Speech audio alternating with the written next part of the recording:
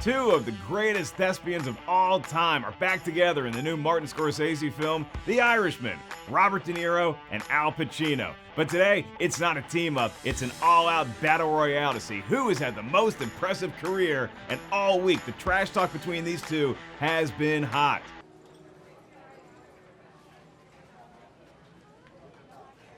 See, they both really want to win this. And I'm excited to be here because I even dressed like I'm in The Irishman. Pacino, De Niro. Neither one's Irish. Oh well.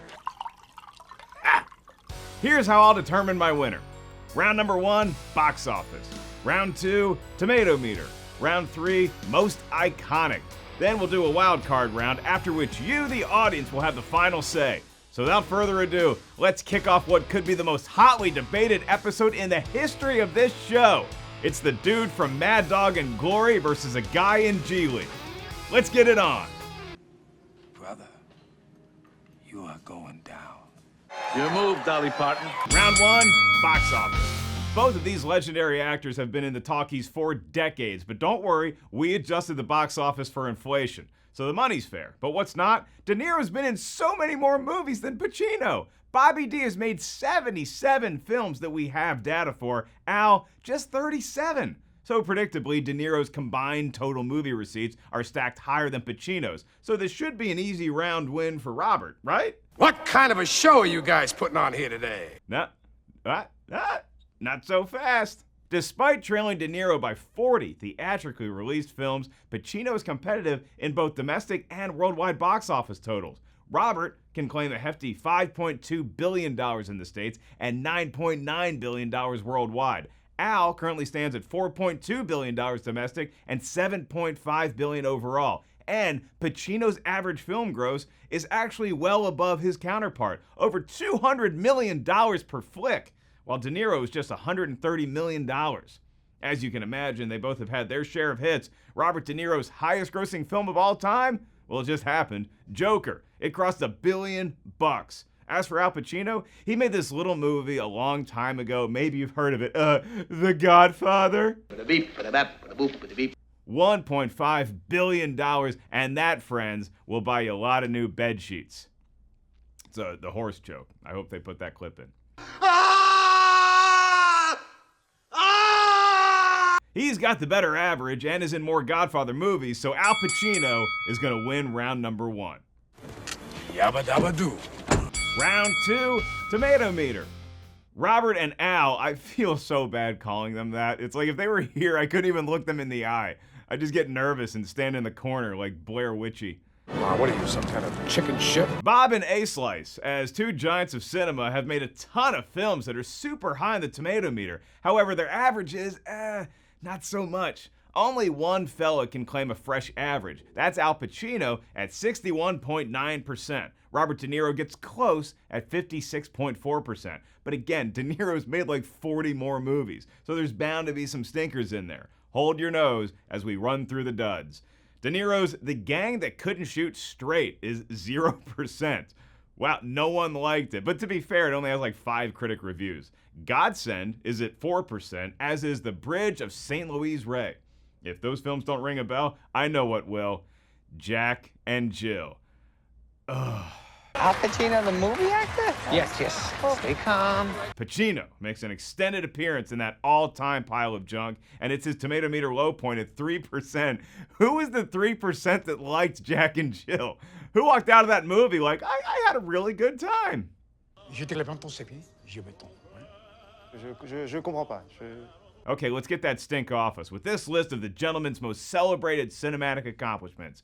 Robert De Niro checks in with a pair of 98% fresh classics like Taxi Driver and Brazil. Al Pacino also has a 98% on his resume, that being The Godfather. Okay, again, who was the 2% that did not like The Godfather?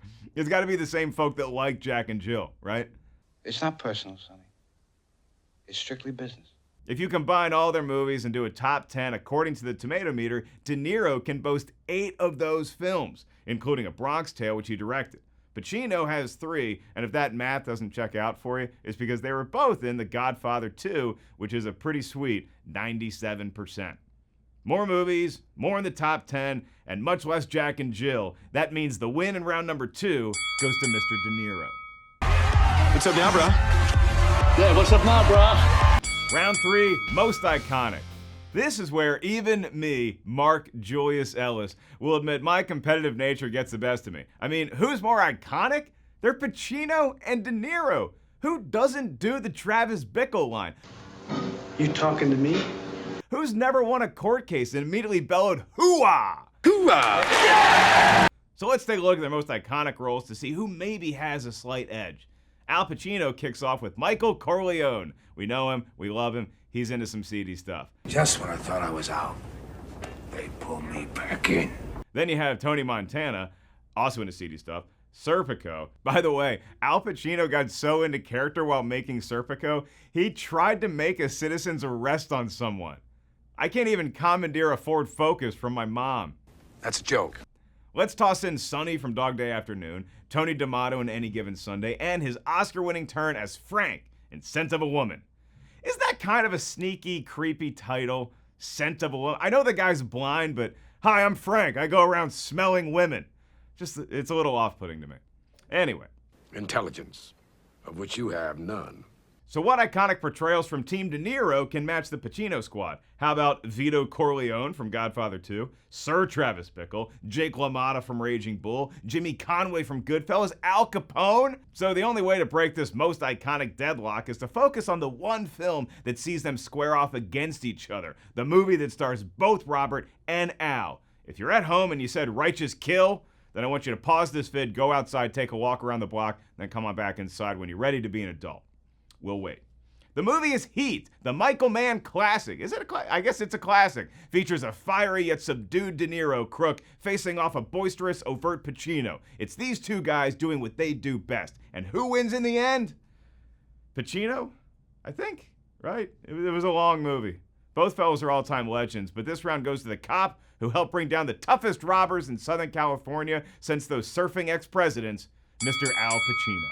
I work hard for this. Wild card round. Versatility. We both know these fellas can go the mobster route, like in The Irishman, which again is where this shirt is from. I hope you're enjoying the French tuck. That doesn't help. They can take care of that kind of thing. They can paint houses, kill you, and bury your body in Jersey. De Niro's played a mobster 11 times, and that's not even counting when he was just a criminal in flicks like Ronin or Jackie Brown. Pacino's been up to no good in 9 movies. So while these may be their most well-known roles, what else you got? If you think Al is good as a mobster, wait until you see him play Satan. He's everything you'd want as John Milton. And if you're playing the devil, we want a loud, pompous, over-the-top speech, and boy, did we get it. You know what scares me, John? I leave the case, she gets better, and then I hate her for it. Pacino is also magnificent as Sonny in Dog Day Afternoon, Ricky Roma in Glengarry Glen Ross. He tried really hard in Jack and Jill. Again, that's an all-time bad movie, but watching Pacino give it everything he has is truly inspiring. And you feel a little sorry for him. Ow, Pacino! Ow, ow, Pacino! Ow, Pacino! Then we come to Mr. De Niro. Pacino's done a few comedies. De Niro has crafted an entire second career out of them. Let's go all the way back to Midnight Run, which earned him one of his Oscar nominations, and add in the Analyze This films and the Meet the Parents is. Like most comedy franchises, they went back to the well a little too often, but it was Robert De Niro that sold those films as much as any of the more traditional funny people like Billy Crystal or Ben Stiller. And I can say this with all confidence, his comedies are better than Jack and Jill. Robert De Niro's worst comedy is still way better than Jack and Jill. I've seen gum on sidewalks that I'd rather chew than watch that movie again.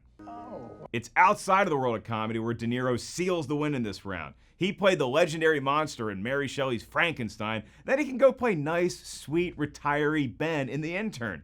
And the links he will go to for a role include massive weight gains, 60 pounds for Raging Bull, and another 30 pounds to play Al Capone in The Untouchables.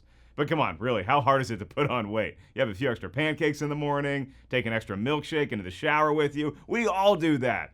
But he also lost 29 pounds to play Travis Bickle, and he got in like scary shredded shape to play Max Cady in Cape Fear. Martin Scorsese, great filmmaker and personal trainer? His ace client, Robert De Niro, gets the win. Yo.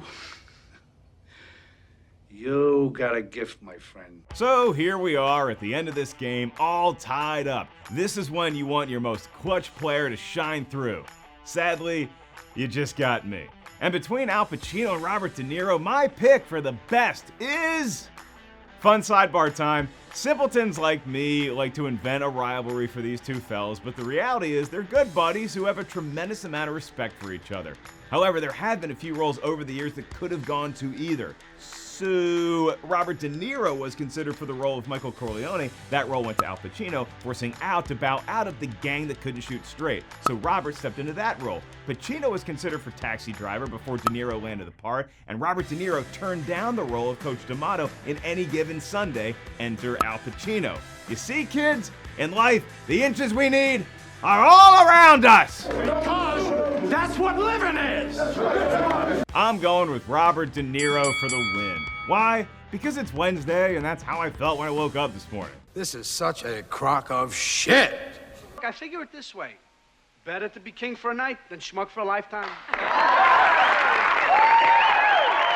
Could have gone either way, but it's not lost on me that he is the lead in The Irishman, and he still carries a film in a way that few have ever been able to do. He can also play comedies multiple ways, and dare I say, his range feels a little broader as we get towards our senior years, but that's just my opinion. Now it's your turn. Comment below and tell us who the better all-time great is in your peepers. Is it Pacino? Is it De Niro? Or does Joe Pesci win in a write-in ballot? Okay. Thanks for watching. I'm Mark Ellis, and yes, I was talking to you. No one else here. Must have been talking to you. It's a horrible Travis Pickle, and that's how I'm walking out. Thanks. I'll practice.